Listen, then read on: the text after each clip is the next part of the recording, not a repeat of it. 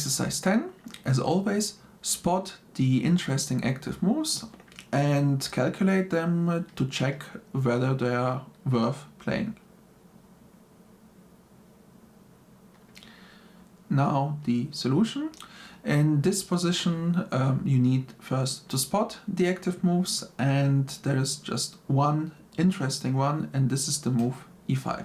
Besides that, if you go by the routine, the captures is rook takes d7, doesn't have an idea that you show for the exchange. Then, well, the threats, knight b5, d5 loses the knight, so e5 is the only move. You attack the knight, so it is a threat, and well, that means black has to react. The only issue about e5 might be that black, well, can simply take on e5 with the knight. So this is what you have to calculate. So e5, knight takes e5. You go again. Do you have checks? It's queen takes h7. No. Then captures, knight takes e5 and nothing else. So let's check with knight takes e5. So knight takes, queen takes. Again, you go for, is there something you can show for the pawn that you have sacrificed? Queen takes h7 isn't working. Bishop takes c6 is a new capture that wasn't there before, but it's not working, so doesn't help you. And finally, are there in the final position after queen takes e5 any threats that, well, you can pose? And the answer is, if you have spotted it, yes, you have a discarded attack on the queen with your bishop. And that means if you move the knight to any of the possible squares, the queen is attacked. Now you have to, well, choose the best one, and the best option for the knight in the position 2 moves ahead is the position on d5, because after knight d5, even though the square is guarded 2 times, you are still attacking 2 important pieces, and the queen is attacked. So if you could have calculated it up until this point, then you did a good job. And let's see the position on the board. So black takes, you take, and then knight d5. This is the most important move in the sequence. So right here there are again 2 possibilities in calculating ahead. Either you have a good enough understanding of the chess game or just a general feeling about the position that you say that I'm confident that this will work out, it just looks too good to be true. And then you play it after knight d5. Otherwise, you can still calculate some moves further ahead, because, well, you just to be sure that you are indeed winning. In any case, this position is hugely beneficial for white, and let's see how the game continued. So first of all, the queen is obviously under attack. Knight takes b6 is a good move. Knight takes c6 just wins the pawn back, but at the same time there is a positional advantage and attack on the king. So black played knight to f5, white took, and black took again. Now I'll briefly pause for you to decide whether you want to take on f6 or on b6.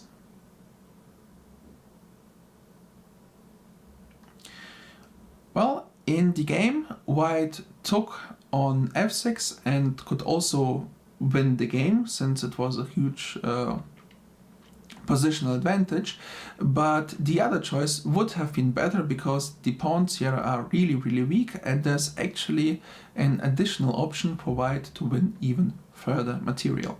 And this is your final task in this position, to again go for the forced variation.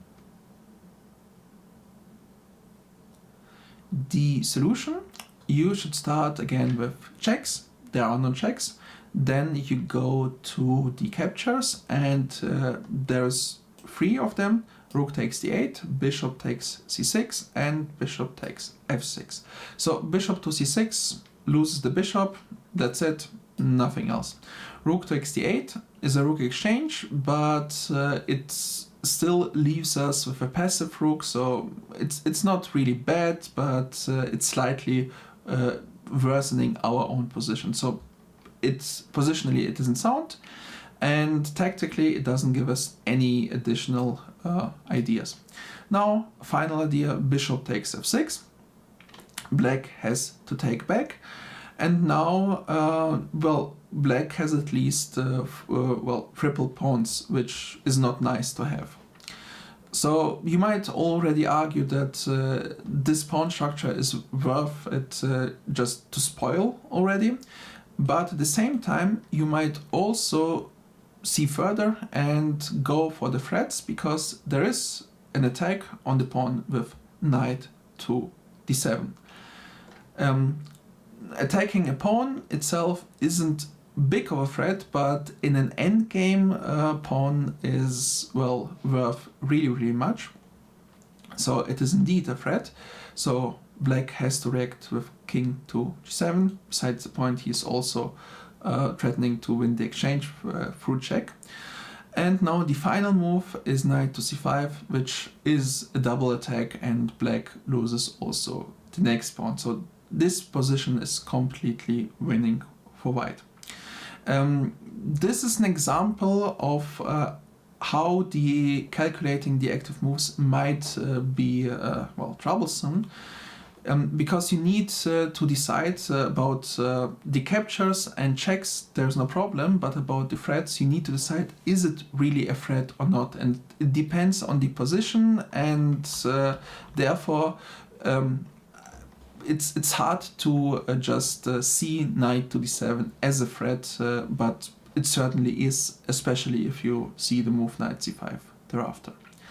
To finish the position, you might also, and actually you should, wonder what happens if the opponent just plays knight to g4. He just doesn't go for the variation that we calculated so well, and if in general you don't look for all the replies, then it in itself is a mistake.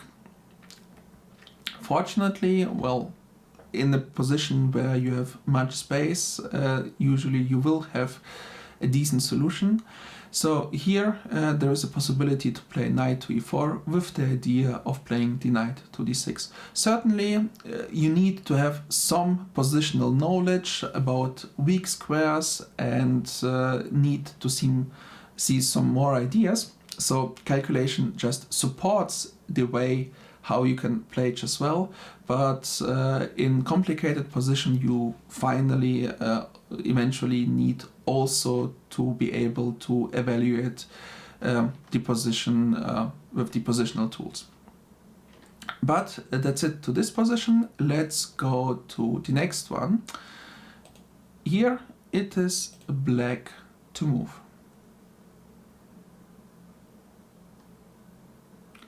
Now the solution.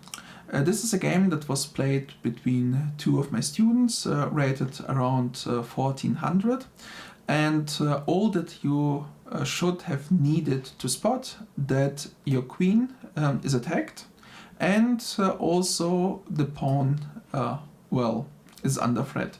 So you need to move the queen, and certainly you don't want to lose the pawn. So there's only two possibilities that you have to check or to go for, and one of them is queen c7 and queen d8. If you get this conclusion, then you have already the first point of this exercise. Now the second point is to calculate whether there are any differences. In the game, black played queen to d8, and he explained the move positionally, and his explanation does make sense. He said that he needed to defend the pawn, but at the same time he did not want to leave his queen open for the rook. just in case something happens. And also, more importantly, he was especially afraid of after queen c7, d6. And therefore, he played queen to d8. And positionally speaking, this is correct. All that he said is true. And still, there was a mistake. And it was about not checking the active moves of your opponent. Since it doesn't matter what he plays, queen to c7 or to d8, he needs to calculate the variations first. And if we start with the active moves, then there is no checks. There are no there are captures, which is 1, 2, and 3. Obviously, bishop takes c5, black takes back, seems fine. Knight takes b6, queen takes b6, seems also fine, and knight takes c5 is the final move. And most probably, I assume that all the players that are not familiar with the routine of the active moves, that they just simply don't look at knight takes c5 at all, simply because, well, the pawn is defended, you lose the knight. But this is actually the refutation of the move queen to d8. And this is what white played, so white took. Then the next move was knight, bishop takes c5. It was about to, well, you will see why white played it. It was because after queen f7 check, this is the move that was the additional option after knight takes e5. There is a double attack on the king and on the bishop. So finally, white won almost certainly in this position the game. He also won the game in the end, obviously, but it was from the position is hard to play, but at least we are not down on material to a position that is complete hopeless.